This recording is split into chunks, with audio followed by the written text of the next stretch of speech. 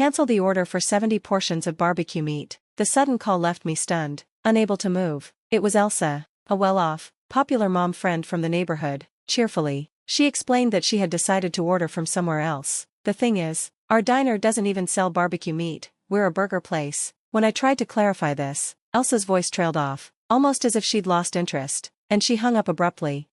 Later, I realized this was part of a petty scheme on her part, but she'd made a huge mistake. I'm Luna, 45 years old. My husband, Bobby, and I have been together since we were 20. We fell in love while working in the culinary industry and finally went independent at 35, opening a humble diner. We married, had a son, and now that he's 19 and away at university, Bobby and I are empty nesters. We support each other and live happily. But there's one issue that nags at me, Elsa. I met Elsa through our sons, and even after mine left for college, we kept running into each other as part of the local mom circle. Elsa's family is wealthy, her husband's an elite banker, and they live in a large house, but it's not their wealth that's troubling. Elsa has a nasty habit of bullying one of the moms in our group whenever she finds a reason to. Everyone walks on eggshells around her, including me. For a while, I managed to stay off her radar, until recently. A few days ago, Elsa invited me to a gathering of the mom group. I was running late because work at the diner ran long, so I called her to apologize. She wasn't happy and hung up with a curt response. When I finally arrived at the venue, I could feel her anger before I even sat down. "Why were you late?" she asked sharply. "I got held up at the diner," I explained. "You didn't forget, did you?" Her irritation was palpable. Despite my apologies, she remained cold, and then she started criticizing my outfit, claiming it was too shabby. I knew better than to take her comments personally. I was dressed better than usual, and the bag I had was a gift from Bobby, but it didn't matter. She was on a mission to humiliate me. Then, out of nowhere, Elsa brought up the diner. "The delivery for my party is delayed. Does your place do barbecue?" The question threw me off because, again, we don't sell barbecue meat. Before I could answer, she went on, "I'm hosting a party, and I need 70 portions. Can you handle that?" I was taken aback, but she didn't give me time to respond. Her sly smile warned me that this request was more than it seemed. I hesitated but eventually agreed. It felt easier than pushing back at that moment. No date was set, so I didn't think much of it. But a few days later, she called, demanding I prepare 70 portions of barbecue meat for her upcoming event. I was shocked. Barbecue meat? But we don't serve that, I wanted to say. However, Elsa was already berating me, talking about how I should be grateful for her business and how my diner should be more customer-friendly. Her condescending tone and arrogance left me speechless. That night, I asked Bobby about the order. "Elsa? Oh, yeah, I know her, but I don't recall taking any order from her," Bobby said, confused. "She said she made a reservation for 70 portions of barbecue meat," I explained. Bobby raised an eyebrow. "We don't even serve barbecue meat." "I know," I replied, "that's why I was confused." He shrugged it off, promising to look into it, but I still felt uneasy. The morning of the supposed delivery, I was finishing up my last few orders when my phone rang again. It was Elsa. "Cancel the order for 70 portions of meat," she said abruptly. I froze. In a cheerful tone, Elsa explained, "I decided to order from somewhere else. I got the notice just 3 minutes before delivery, so plans changed. Sorry about that." I quickly glanced at the note Bobby had given me, scanning for any sign of Elsa's name, but it wasn't there. Panic started to creep in. Was today really the day for her order? Had Bobby forgotten?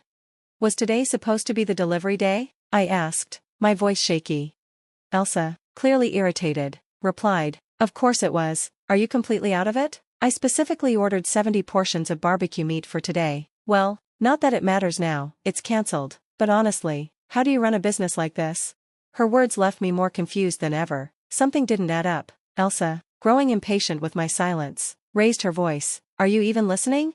Trying to piece together what was happening, I cautiously responded, "We're a burger joint, Elsa."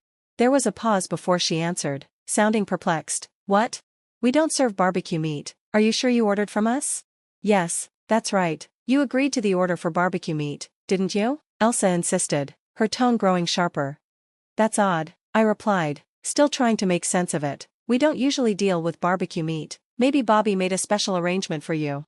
There was a brief silence before Elsa's voice came back, flustered. "Wait, what? Are you trying to trick me?" Excuse me?" I asked, now completely bewildered. "You're lying because I cancelled the 70-portion order last minute, right? You're just trying to cover it up. Don't play games with me," Elsa snapped, her voice rising in anger. I could barely respond, too stunned by the bizarre turn this conversation had taken. I struggled to make Elsa understand that I wasn't lying, but her disbelief was palpable. Just because I pulled a little prank, you're accusing me of lying? Aren't you in customer service? Do you think that's acceptable? Her tone dripped with accusation. What are you talking about? Did you actually order meat from us? Wait, what? Confusion clouded her face, prompting me to clarify our burger joint's policy. We primarily serve burgers. We do have steaks and appetizers on the menu, but we've never sold raw meat or made any deliveries of that kind. Elsa gasped, seemingly at a loss for words. I could barely hear her murmur, "That's a lie." This felt like the right moment to speak my mind. I'm sorry, but something doesn't add up. Since our last chat, Bobby may not be the friendliest, but he's always polite with customers. He's quite stubborn and sticks to his policies. So when I heard he accepted an order for barbecue meat, I was taken aback. What are you trying to say? She pressed. Maybe there's been a misunderstanding, I suggested gently. At my words, a flicker of realization crossed Elsa's face. I'll check with my husband again, but could you please double-check your order? As she fell silent, I could hear her shuffling through papers. Suddenly, a doorbell rang on her end. She muttered something under her breath and walked toward the entrance, her footsteps echoing. Moments later, I heard a short, startled scream escape her lips. What happened? Panic washed over me. Several portions of meat just arrived, she replied, her voice trembling with distress. I quickly understood that the delivery person must have arrived just after the doorbell rang. What are you talking about? What's the name of your restaurant again? I told her our burger joint's name, and she gasped in disbelief. What? Confusion took over as Elsa began to lament her mix-up regarding the restaurant. What am I supposed to do now? She asked, her voice rising in frustration. Well, if the meat has arrived, shouldn't you just accept it? It seems your order was successfully placed, I replied. That's not okay. I never planned a home party today. I just wanted to mess with you because you were late. I was taken aback by her admission. The thought of such a cruel prank shocked me. Although my instincts warned me this could lead to trouble, I initially dismissed it as harmless. But that illusion shattered as I heard Elsa hurl insults at the delivery person. Take it back, cancel it, I won't pay a single dollar. The bewildered delivery person's voice came through, echoing her outrage. Do you realize that's illegal? I couldn't help but inform her, my frustration boiling over. Elsa choked on her words but quickly retorted. I explained how last-minute cancellations could lead to significant issues for businesses. Such large last-minute cancellations can cause damages, and you could be sued, I warned. Why would you know that? Stop making things up. I work at a diner. When cancellation issues were in the news, I took the time to research it. Actions like yours can be considered business interference, a criminal offense. If you're not sued for that, you could be liable for breach of contract. I could almost hear the color drain from her face as the implications sank in. The delivery person chimed in, adding to the tension. I might have to take this further. What should I do? I can't stand this. I never meant to pay for it, so how can I? Elsa's voice climbed to a shrill pitch, turning her into a petulant child. Then she demanded that I come over immediately. After finishing my last delivery, I made my way to her house. Upon arrival, I spotted a bike with a logo I recognized. It belonged to my friend Daniel's restaurant. I called Daniel before heading inside. This is all your fault. You need to pay for everything, Elsa accused me the moment I stepped in. When I refused, her anger escalated. I was trying to make a reservation at your diner in the first place. It's your fault for having such a confusing phone number.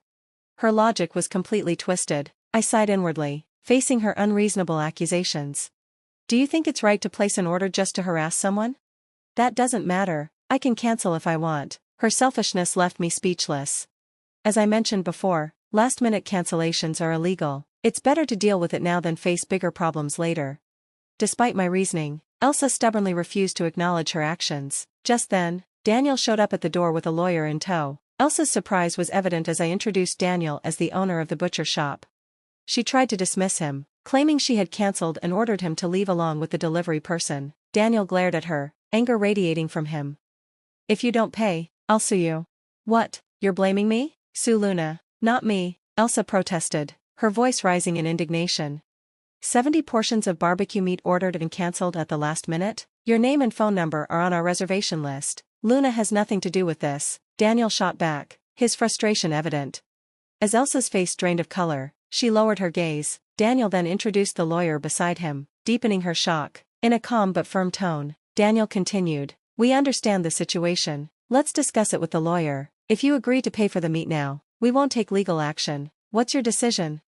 Elsa remained defiant. Exasperated by her unreasonable behavior, Daniel retorted, "Then we'll sue you," and turned to leave.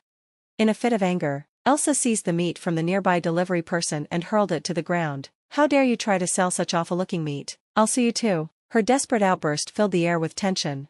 Faced with her erratic actions, Daniel had no choice but to proceed with legal action. In the end, he sued Elsa for the full price of the meat, business interference, and defamation. Despite her stubborn refusal to pay, Daniel was confident that she would lose the case. He revealed that Elsa had a history of harassing other businesses in similar ways, and he had brought the lawyer along to gather evidence against her. I was taken aback by these new revelations. Ultimately, Elsa was held liable for various damages related to the meat and her business interference. Her previous malicious actions toward other businesses were also recognized, leading to additional financial penalties. When I later saw her, she appeared remarkably haggard, clearly having been reprimanded harshly by her husband. Though I hadn't suffered directly at Elsa's hands, Daniel insisted on giving me a portion of the compensation as a token of gratitude. I initially declined, but he persuaded me to accept it. Other friends who owned businesses thanked me, and soon they began visiting our burger joint to hang out. Despite the chaos that had unfolded, I felt a sense of gratitude as our diner began to thrive.